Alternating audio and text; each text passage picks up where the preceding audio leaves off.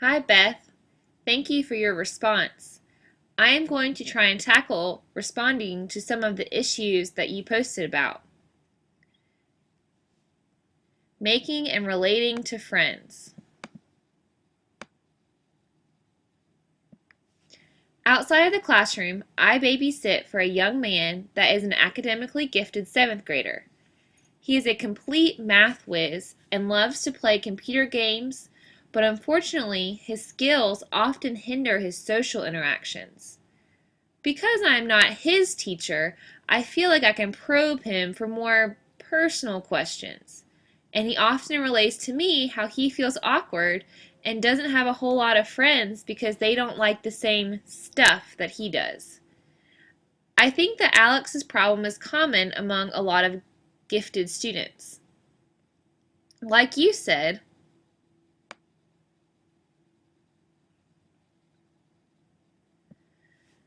I also see students that lack some social aspects. Their intelligence is on a different level than most of their classmates, so it does isolate them. I also see in my classroom similar things to what you noted. A lot of times the academically gifted students would prefer to work alone rather than work in groups. They know that they can A, get it done faster, and B, working solo allows them to avoid any unwanted, awkward interactions. Not all of the time, but some of the time, I will announce to the class that they can work in partners if they so choose, but I also give them the option to fly solo. I like to give the students, the academically gifted, sometimes awkward students, a relief every now and then from the deer in the headlight situation of having to find a partner. I only do this sometimes, however, because I do think it is important for the students to become more comfortable with interacting with peers. I often tell them they don't have to be best friends, but they do have to work together for the amount of time given.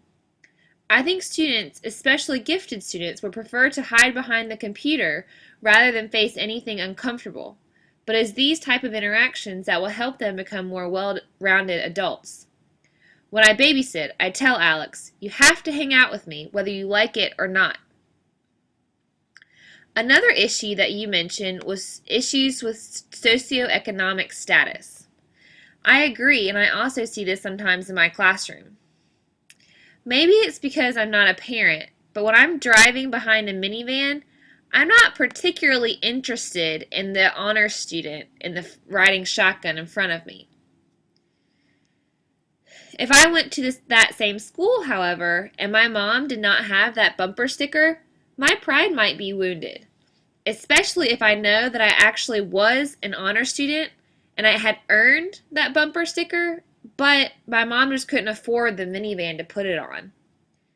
I have particularly found this course through UNCP interesting because of the research put into reaching underrepresented populations in academically gifted classes.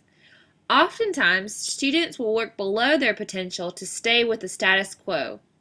Students would rather stay where their friends are rather than branch out to be different and stamped as one of those smart kids. I'm excited to now be learning about how to make being smart a safe place and have tools to welcome in students that might be a minority or from a low socioeconomic background.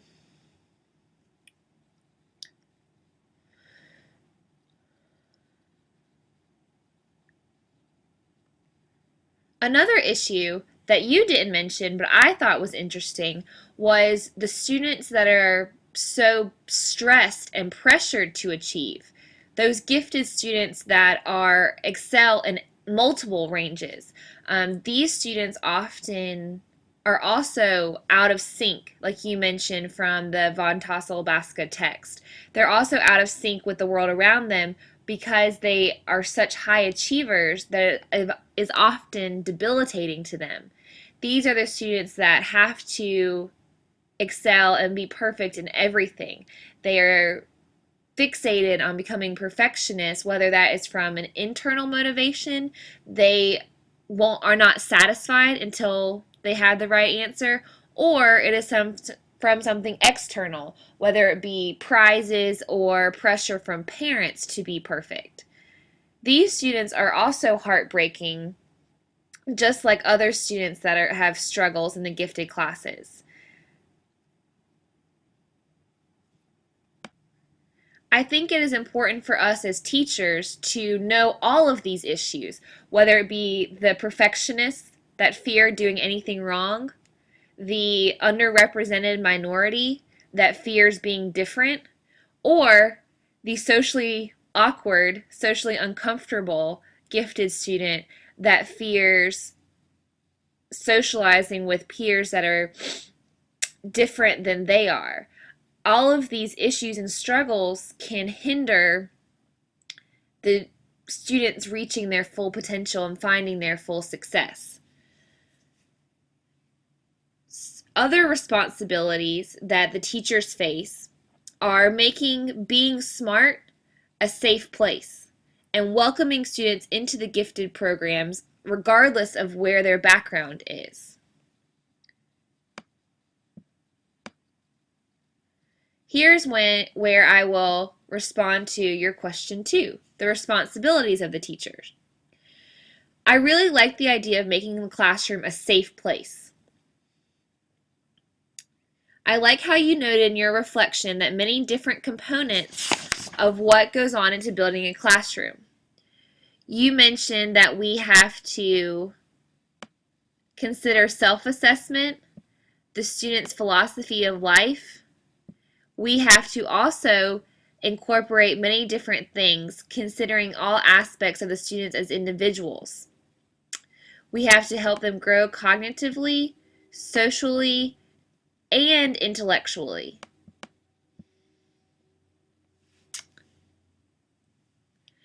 It is our responsibility to build a successful classroom for students to overcome all of the struggles that we talked about in question 1. We have to teach them to assess themselves as well as those around them. We have to teach them emotional awareness and intelligence. We also have to instruct them on lessons on interacting with different cultures and people of different academic and emotional levels. Those are just a few of the things that we must get the students to do. We as the teachers also have our own responsibilities that we take on personally. We have to know the students' interests. We must make ourselves aware of their background. We also have to be able to assess their emotional knowledge as well as their social comfort level. There are so many factors that make up a strong student-teacher relationship, and part of that relationship goes into making a strong student-classroom relationship.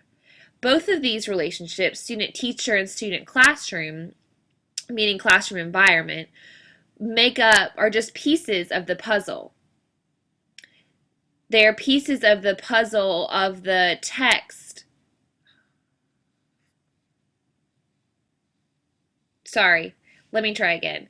Both of the relationships, the student-teacher relationship and the student-classroom environment relationship, like those things that you described from the Von Tassel-Bosca, Cross, and Olenchek text, are just many pieces of the overall gifted education puzzle. It is this puzzle that creates the whole student's education atmosphere, starting way when they're first identified in 3rd grade all the way up until they're adults. And it is our job as teachers, whether we see them for a semester or a year or for an entire educational career, it is our jobs to make sure that each piece is successfully secure in place so that they can become holistic, successful, completed puzzle adults.